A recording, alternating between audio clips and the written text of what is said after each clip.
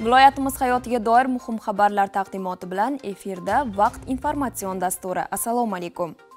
Viloyat prokuraturasida O'zbekiston Respublikasi Huquqni muhofaza qilish akademiyasi boshlig'ining birinchi o'rinbosari rahbarligidagi ishchi guruh tomonidan jinoyatchilikni jilovlash, korrupsiyaga qarshi kurashish va energiya samaradorligini oshirishga oid qonunchilik ijrosi yuzasidan sayyor o'quv va amaliy mashg'ulotlar tashkil etildi. Tafsilotlar muxbirimizning hozirgi lavhasidan o'rin olgan. Dastlab ishchi guruh tomonidan viloyat prokuratura organlari rahbariyati, mahkama xodimlari, shahar va tumanlar prokurorlarining sohaga mas'ul yordamchilari ishtirokida energiya resurslaridan foydalanish va sarflanishiga oid qonunchilik ijrosi ustidan prokuror nazorati mavzusidagi o'quv seminari o'tkazildi. O'quv tadbirida energiya resurslaridan foydalanish va sarflanishga oid qonunchilik ijrosi ustidan prokuror nazoratini ta'minlash bo'yicha belgilangan vazifalar, nazorat tadbirlarida e'tibor qilinishi lozim bo'lgan masalalar atroflicha yoritib berildi.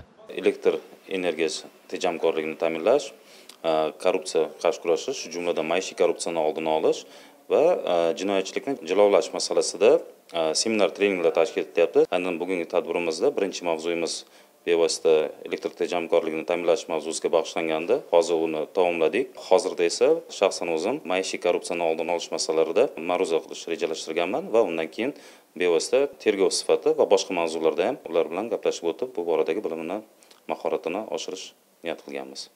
Navbatdagi o'quv mashg'uloti korrupsiyaning oldini olish, unga qarshi kurashish, shu jumladan maishiy korrupsiyaga barham berish mavzusida tashkil etildi. Unda joylarda kundalik hayotda sodir etilayotgan maishiy korrupsiyaning turlari, ularning oldini olishga qaratilgan tadbirlar hamda prokuratura organlariga bu borada yuklatilgan vazifalar xususida batafsil to'xtalib o'tildi. O'quv mashg'ulotlari davom ettirilib, shahar va tumanlar prokurorlari va sohaviy o'rinbosarlari ishtirokida mahallalarda xavfsiz muhitni yaratish va huquqbuzarliklarning barvaqt oldini olish tizimi samaradorligini oshirish mavzusida o'quv seminari ham o'tkazildi. Shuningdek, viloyat prokuratura va ichki ishlar organlari mahkamalari, shuningdek, shahar va tumanlar tergovchilari uchun kiber jinoyatlarni tergov qilish, ketma-ketligi va raqamli dalillarni maqbulligini ta'minlash mavzusida amaliy mashg'ulot tashkil etildi. Ishtirokchilarni qiziqtirgan savollar bo'yicha atroflicha ma'lumotlar berildi. Akademiya tomonidan hududlarda mazkur dolzarb yo'nalishlardagi o'quv va amaliy mashg'ulotlari tizimli davom ettirilmoqda.